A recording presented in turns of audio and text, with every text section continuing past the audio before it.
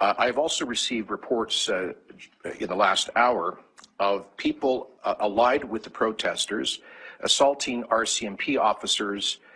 Unfortunately, it was a relatively minor collision, but a confrontation which led to an assault took place as a direct result of that collision.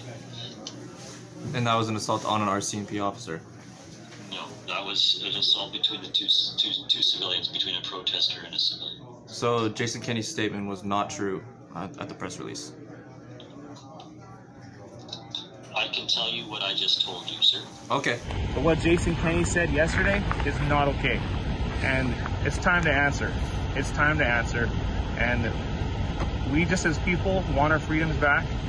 And we're here to stay until that happens. And frankly, it is not helpful to be running confusing and aggressive narratives against people without having all of the evidence. Sidney Fazard and K2 here with Rebel News. Now, guys, there was a report yesterday from Jason Kenney himself claiming that an RCMP officer was assaulted at one of the police barriers on its way to Coutts. I've also received reports in the last hour of people allied with the protesters assaulting RCMP officers, including in one instance trying to ram members of the RCMP, later leading to a collision with a civilian vehicle in the area. This kind of conduct is totally unacceptable. Now, that individual was named by the Western Standard, and we actually caught up with an individual who was at the scene of the crime, so to speak, even though there wasn't actually any crime. But Kian would know more. He was actually there. Do you want to fill us in? Yes, so there is a eyewitness behind the blockade who reached out to me, and he was speaking with the two officers who were there who said that there was no assaults, and we have an update from him from behind the scene at the checkpoint. As well, we have Chad Williamson willing to do an update on this scene as well. He said, number one, that us as the protesters rammed RCMP vehicles, as well as that there was an assault on an officer, RCMP officer. When I heard that, I grabbed my phone, thank goodness for technology, showed the RCMP officers what he said. We're all in agreement. Sergeant Henderson's been awesome to work with, been working up, trying to get a statement from the RCMP. Nothing has yet happened.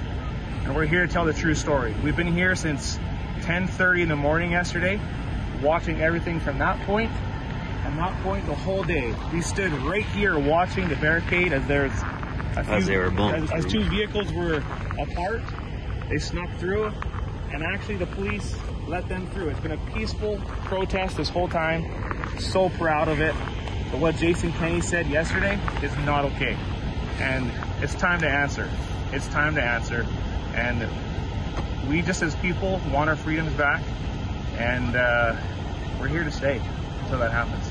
Chad Williamson, counsel with the truckers. We are on day 5 of the trucker blockade down at the Coutts border crossing. It's an early morning here, and there hasn't been a lot of activity. Some enforcement attempts and threats were made yesterday, but I think the logistical issues associated with enforcement on this type of a protest, especially with some peculiar and large pieces of heavy equipment out on the highway and the sheer volume of them, creates an insurmountable issue for law enforcement to actually conduct enforcement operations. Now, I don't think that that's necessarily to say that enforcement is not going to take place. That is what is expected here. But frankly, I don't think that it is helpful for people like Mr. Kenney to be making allegations of assault without having all of the information before jumping to such conclusions. It's my understanding that the RCMP themselves are questioning whether or not that assault happened. And frankly, it is not helpful to be running confusing and aggressive narratives against people without having all of the evidence. We hope that this doesn't continue. It doesn't help to build bridges of cordiality, which is why we're here, to try to de-escalate an already tense situation. So far we have an update from Chad, and we have the update that you just heard from behind the checkpoint from two supporters who sent that exclusive information over to us.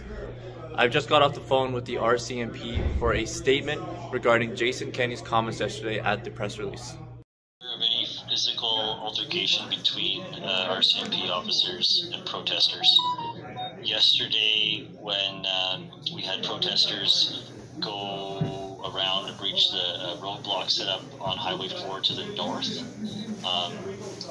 was some public safety concerns there and officer safety concerns there that took place. Their vehicles traveled through ditches and through fields to get around the roadblock and then onto Highway 4. They were traveling southbound on Highway 4 in the northbound lanes, and that was happening at the same time we had a few vehicles leaving the protest and traveling northbound in the northbound lanes.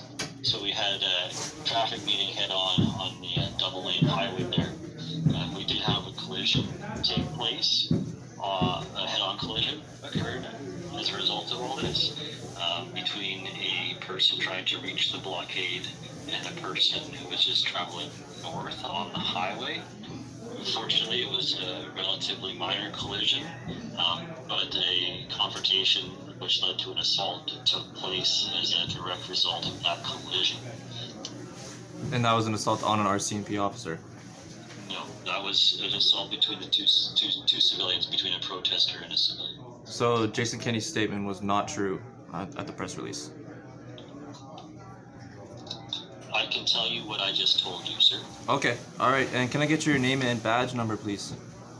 You can have my name. It's Corporal Curtis Peters. I'm the spokesperson here. My badge number is 52957. I've never been asked that before. Standard procedure, Ross. Thank you so much. We're going to continue to follow the story and continue to give you updates as we go. We're doing live updates on Twitter at KianSimone44 and at Sid Fazard. Please stay tuned. We are going to follow the story, like I said, as is develops, but as of now, it is confirmed that Jason Kenney has lied. He has propagated propaganda just like Justin Trudeau. Yeah, and we're gonna keep you guys updated on this situation. And remember, if you want to help these truckers and their legal counsel, which is fighting tooth and nail for them right now, you got to go to truckerlawyer.ca. For Rebel News, Kian Simone, this is Sidney Fazard.